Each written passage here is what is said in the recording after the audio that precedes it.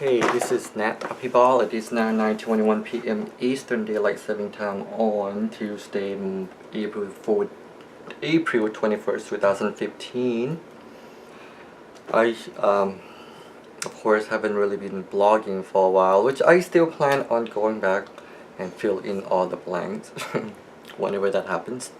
But the reason I want to get myself back on to the blog bandwagon today is because some things significant happened again today, and I think it's a good topic to talk about, which is basically regarding God, divine time and plan, and in my case, the experience of time traveling, and how it applies to alleviating my fear and my doubt about the future and what is in store, or what is up ahead. Wow, it's like kind of like, how do I focus on my daily life at the same time not ignoring what is happening in the world, or in the galaxy, or in the universe, or in the cosmic realm, or in the spiritual realm? Like, how do I live multi-dimensionally? And basically, I hit another time marker. I think that would be a good name for a time marker point. Basically, it happened yesterday because since March, when Jackson got her own office, I've been talking to her about me getting an office in her unit with her for my healing business. And I knew then, because of all the activation number that I was receiving, that, and the intuition and the inner knowing too, obviously, that office space that is left vacant will be mine. I don't need to worry about it. I do not need to rush and to take my time. Plus, I also received a message on March 20th during the solar eclipse to start in May. That I need to focus on May, June, and July. So anyway, yesterday, Monday, I woke up and the number 248 presents itself again, which the number of the unit is 4860, which I'm not going to go into that right now, but why it's significant? It's significant because it's at based on number 2, 248, 246, 248, 648, and all that. And so yesterday I decided to finally contact the realtor for my office, and long and behold, it's still available after 2 months. Oops. And not only that, but he was able to give me a deal that I didn't even expect to receive, which lowered my monthly rent and to get me started for the next 6 months. I mean, that's obviously as divinely guided and divinely ordered, just as God has told me to work within the frame of the divine plan and not to worry, not to have fear, right? Because everything has already been laid out. Not to mention the fact that I've already done all this and been here before, man. I know that, remember that. And the things that I've been dealing with recently too is reading or watching a lot of videos regarding what's happening in the world and all this doomsday scenario that's happening,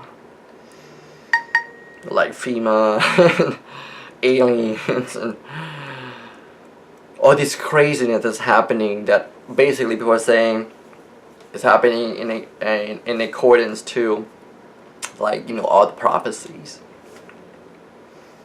And of course, the human part of me is scared and afraid. The reason I'm scared and afraid is because of the fact that I have had all these visions and dreams for years now. And reading about it matched. So the reality of it coming true is higher than before.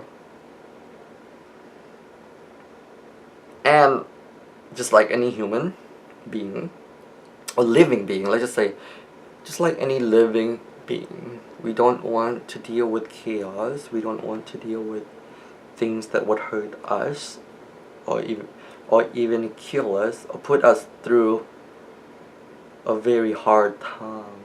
And I'm afraid of it. But then again, I do know that I'm here for a reason. I do know that I'm back here again, because I remember each day that I've already done it all. And there are many instances of this time frame where I have already repeated it so many times. And the one cool thing that happened today was that I saw 3, 2, 1, 1, 2, 3. And I met this kid through drug court. He's this like blonde white kid,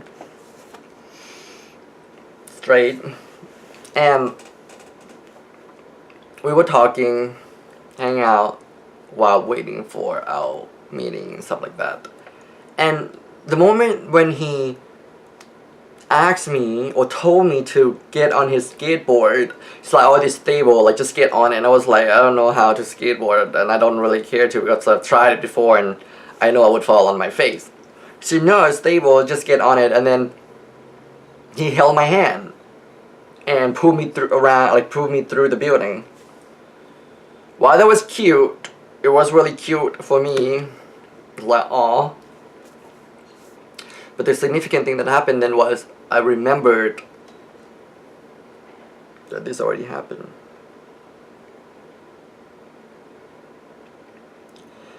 So I don't know where I'm going with this.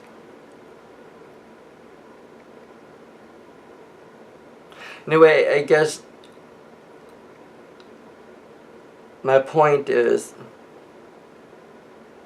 even though I have fear, but I am facing my fear yet again, even though I already know that I shouldn't have fear, and that I've already been here and done all this, but I still have to go through everything all over again to meet all this time frame and time instances, which is something that I still don't quite understand why I'm back here, or why I'm doing this all over again, or why God is doing it this way, or whatever it is, or whatever it is. I'm calling it God, right? And just to end this video is that last night